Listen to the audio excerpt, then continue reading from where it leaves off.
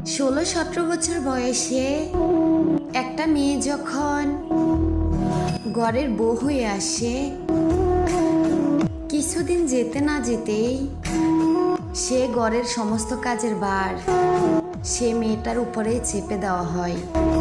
শাশুড়ি তখন চোখ থাকতেও অন্ধ আর সুস্থ থাকতেও অসুস্থ হয়ে যায়, কারণ তার ঘরে তো এখন কাজের বুয়া আছে।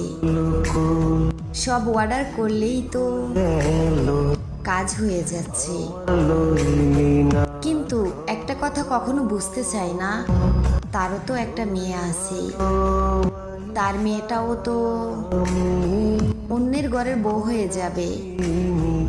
অন্তত এটা ভেবেও তো ওই মেয়েটাকে একটু মায়া করতে পারে, ভালোবাসতে পারে। প্রতিটা শাশুড়ির উচিত নিজের ছেলের বউকে নিজের মেয়ের মতো করে রাখা।